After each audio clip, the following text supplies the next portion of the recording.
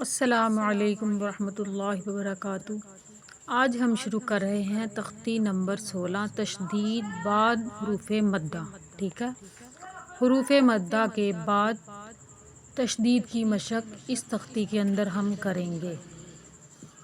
اعوذ باللہ من الشیطان الرجیم، بسم اللہ الرحمن الرحیم۔ ضاد الف لام۔ ٹھیک ہے، پہلے 3 حرفوں کو آپس میں ملائیں گے، پھر ان کے اوپر جو حرکت ہے زبر کی اور مد کی ان کو بولیں گے۔ ضاد الف لام مد زبر ضال، لام 2 زبر لن، ضالن۔ صاد حروف مدہ ہے، کیونکہ الف سے پہلے والے حرف کے اوپر زبر آ جائے تو یہ حروف مدہ ہوتا ہے۔ اس کو 1 الف کے برابر لمبا کرتے ہیں، لیکن حروف مدہ کے بعد سکون آ جائے یعنی کہ ساکن والا حرف آ جائے تو وہاں پر مد لازم ہوتی ہے، اور مد لازم کو 5 سے 6 الف کے برابر کھینچا جاتا ہے۔ تو یہاں پر کون سی مد ہے؟ مد لازم۔ حروف مدہ کے بعد لام کیا ہے؟ سکون ہے، لام کے اوپر سکون ہے، لام ساکن والا حرف ہے، اس وجہ سے یہاں پر مد ہوگی۔ ٹھیک ہے، ایک بار پھر سن لیں۔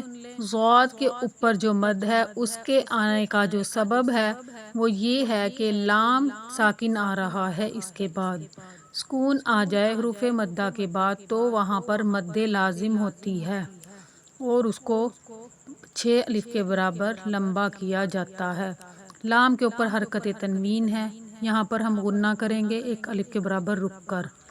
1 الف کی مقدار کیا ہے؟ 2 حرکتیں، یا پھر 1 انگلی کو بند کرنے یا کھولنے میں جتنا ٹائم لگتا ہے۔ ضالن، صاد پر حروف ہے، اس کو موٹا بھی کر کے پڑھنا ہے، اور لام کے اوپر جو سائن ہے تشدید کا، اس وجہ سے تھوڑا رک کر پھر آگے جانا ہے، مطلب پھر پڑھنا ہے۔ ضالن،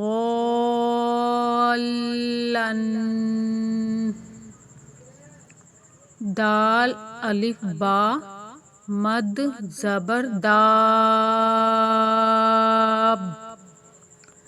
پھر نوٹ کر لیجئے، دال الف با پہلے حرفوں کو بولا تینوں حرفوں کو، پھر ان کے اوپر جو حرکتیں ہیں ان کو بولیں گے۔ کیا ہے؟ دال کے اوپر زبر اور الف کے اوپر مد۔ دال الف با مد زبر داب، با زبر با داب با، تا 2 زیر 3 دابتن۔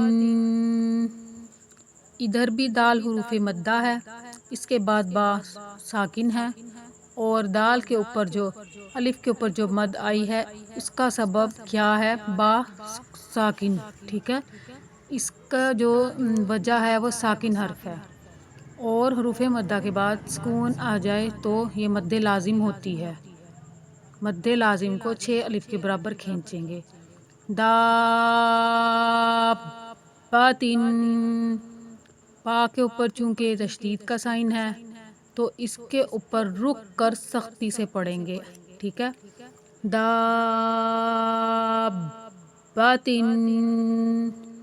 گولتا وقف کی حالت میں ہائے ساکنہ سے بدل جاتی ہے، تو اس کے اوپر جب ہم سانس توڑیں گے، سٹاپ کریں گے، رکیں گے تو ہا پڑھیں گے۔ ٹھیک ہے، گول تا کا یہ قاعدہ ہے کہ وقف کی صورت میں یہ ہا پڑھی جاتی ہے۔ دابہ، دابتن، دابہ۔ حا الف جیم مد زبر حاد، جیم زبر جا حاجہ۔ کاف زبر کا حاجہ کا، ٹھیک ہے، حاجہ تک وہی قاعدہ ہے جو دابہ کا ہے، لیکن کاف کے اوپر جو حرکت ہے یہ حرکت غیر مدہ ہے، تو اس کو بغیر کھینچے پڑھنا ہے، کھینچنا بالکل نہیں ہے۔ حاجہ کا، ح الف جیم مد زبر حاج، جیم واو پیش جو، حاجو،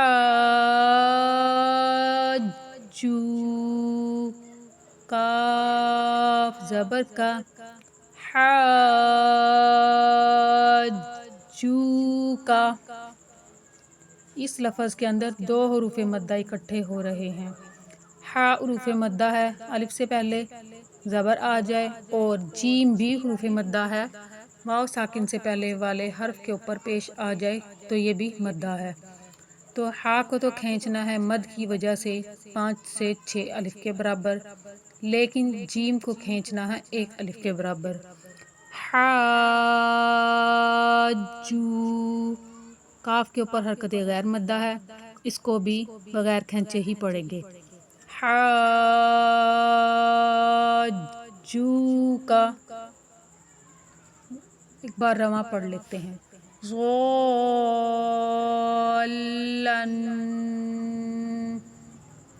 دابۃ،